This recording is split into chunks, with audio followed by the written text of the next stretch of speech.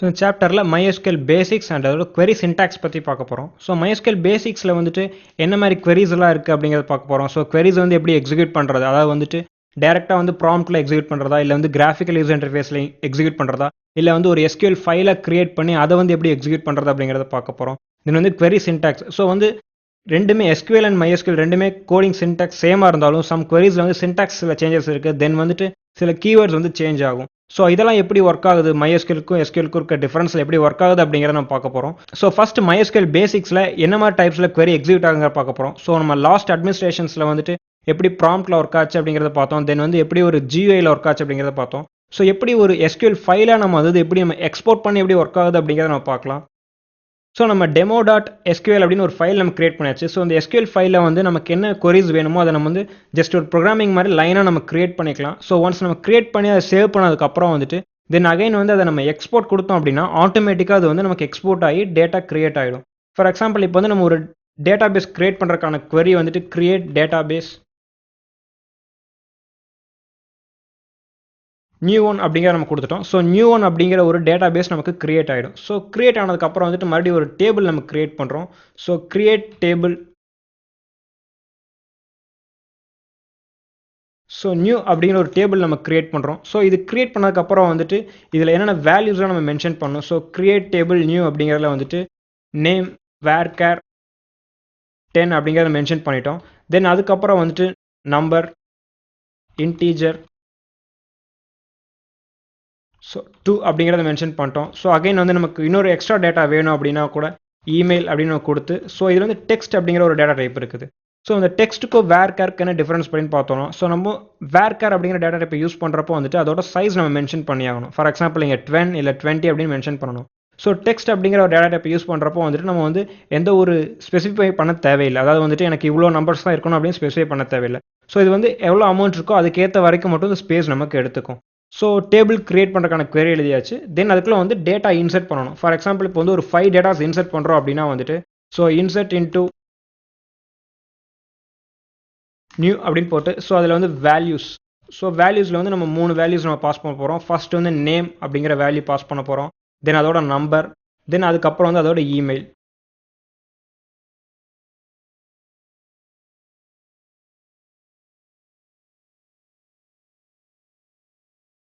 So இந்த insert query வந்து நம்ம 2-3 தடவை பேஸ்ட் பண்ணிக்கலாம். ஸோ எதுக்காக அப்படின்னு பார்த்தா வந்து ஒரு 2-3 ரோஸ் இன்சர்ட் ஆகணும் அப்படிங்கிறதுக்காக நம்ம அதை பேஸ்ட் பண்ணிக்கலாம். ஸோ இதில் வேல்யூஸ் மட்டும் நம்ம சேஞ்ச் பண்ணால் போதும். ஸோ நேம் 2 நேம் 3 அண்ட் 1 2 3ங்கிற நம்பர் சேஞ்ச் பண்ணியாச்சு.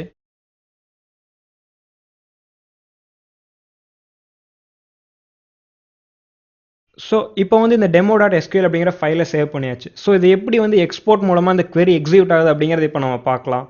ஸோ நம்ம MySQL GUI ப்ராம்ப்ட்டுக்கு வந்தாச்சு. ஸோ இந்த இடத்துல வந்து இம்போர்ட் எக்ஸ்போர்ட் அப்படிங்கிற 2 ஆப்ஷன்ஸ் இருக்குது. ஸோ இதில் இம்போர்ட் அப்படிங்கிறத நம்ம கிளிக் பண்ணோம் அப்படின்னா நமக்கு வந்து 2 ஆப்ஷன்ஸ் கேட்கும். அதாவது வந்து நம்ம zip ஃபைலாக எக்ஸிக்யூட் பண்ணுறோமா இல்லை வந்து SQL ஃபைலாக எக்ஸிக்யூட் பண்ணுறோம் அப்படின்னு சொல்லிட்டு.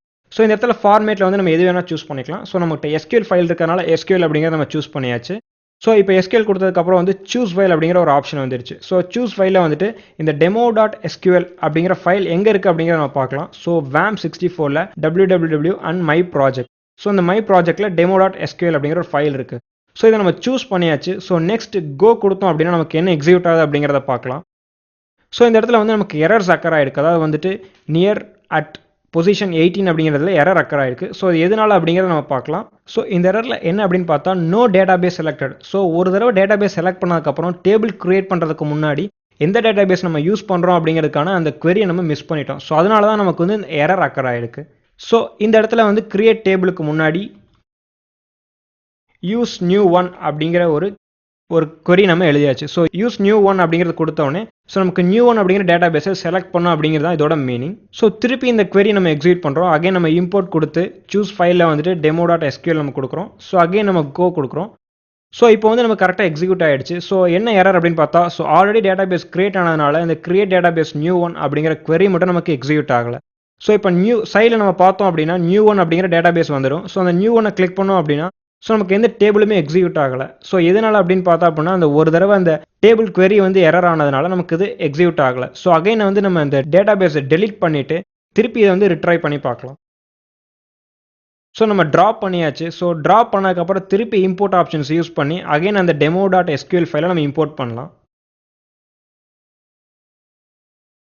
ஸோ இந்த இடத்துல வந்து எல்லா ஸ்டேட்மெண்ட்டுமே சக்ஸஸ்ஃபுல்லாக இன்சர்ட் ஆயிடுச்சு. ஃபர்ஸ்ட் வந்து கரெக்டாக இம்போர்ட் ஆகி கரெக்டாக 6 queries வந்து எக்ஸிக்யூட் ஆயிடுச்சு. ஸோ ஃபர்ஸ்ட் வந்துட்டு டேட்டாபேஸ் கிரியேட் ஆயிடுச்சு. தென் அதுக்கப்புறம் வந்து நம்ம எந்த டேட்டாபேஸை சூஸ் பண்ணோமோ அது கரெக்டாக சூஸ் ஆயிடுச்சு.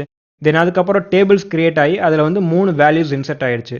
ஸோ சைடில் நேவிகேட் பண்ணி நம்ம நியூ ஒன் அப்படிங்கிற டேட்டாபேஸை கிளிக் பண்ணோம் அப்படின்னா நமக்கு நியூ அப்படிங்கிற ஒரு டேபிள் இருக்குது. ஸோ அந்த டேபிளில் வந்து நம்ம கொடுத்த 3 டேட்டாஸ் வந்து எக்ஸாக்டாக வந்து எக்ஸிக்யூட் ஆயிடுச்சு. ஸோ நெக்ஸ்ட் வந்து இதோட சின்டாக்ஸ், அதாவது query சின்டாக்ஸ் எப்படி இருக்கும் அப்படிங்கிறத பார்க்கலாம். ஸோ MySQL query சின்டாக்ஸ் பார்த்தோம் அப்படின்னா வந்து ஒவ்வொரு query லைனும் எண்ட் ஆகிறப்போ வந்து ஒரு டெர்மினேட்டர் வேணும். ஸோ டெர்மினேட்டர் அப்படிங்கிறது வந்து இந்த செமிகோலன். ஸோ இந்த செமிகோலன் இல்லை அப்படின்னா வந்து நமக்கு வந்து எரர் அக்கர் ஆகும். ஸோ இந்த செமிகோலன் இல்லை, இப்போ சப்போஸ் நம்ம டெர்மினல் யூஸ் பண்ணுறப்ப மல்டிபிள் லைன்ஸ் queries வருது அப்படின்னா செமிகோலனுக்கு பதிலாக வந்து ஒரு பேக்வர்ட் ஸ்லாஷ் யூஸ் பண்ணிக்கலாம். ஸோ பேக்வர்ட் ஸ்லாஷ் யூஸ் பண்ணி நம்ம என்டர் அடித்தோம் அப்படின்னா அந்த query வந்து கண்டினியூ ஆகும். ஸோ மல்டிபிள் லைன்ஸ் கம்ப்ளீட் ஆகிறப்போ ஸோ ஒவ்வொரு லைனுக்கு கீழே வர்றப்பையும் நம்ம வந்து ஒரு பேக்வர்ட் ஸ்லாஷ் கொடுத்து என்டர் கொடுத்தோம் அப்படின்னா அந்த query கண்டினியூ ஆகிக்கிட்டே இருக்கும்.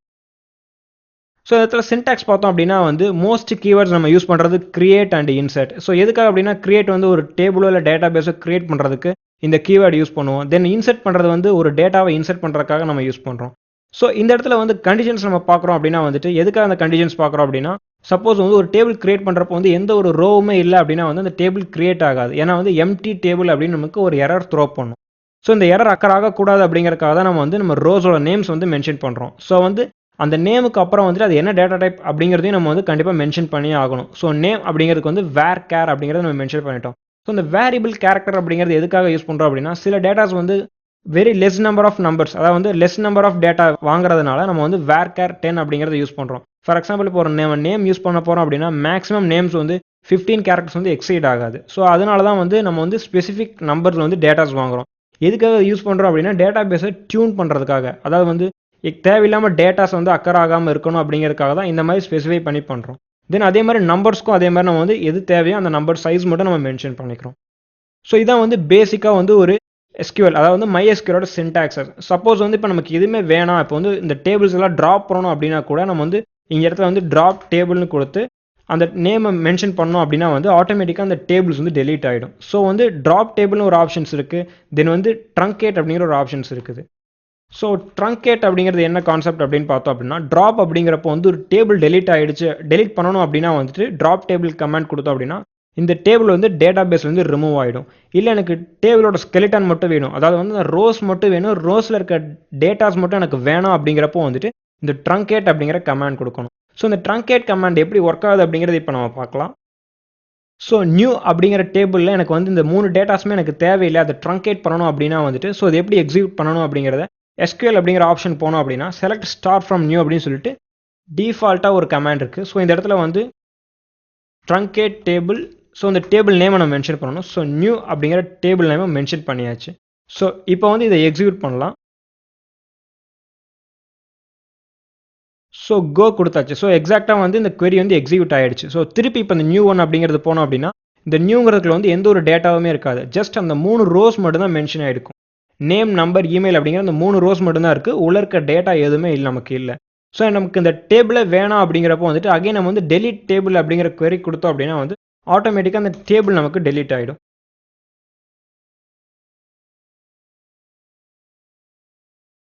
ஸோ டெலிட் டேபிள் நியூ அப்படிங்கிற நம்ம கொடுத்தாச்சு. இப்போ நம்ம கோ கொடுத்தோம் அப்படின்னா அதோட அவுட்புட்ஸ் என்ன வருதுன்னு பார்க்கலாம்.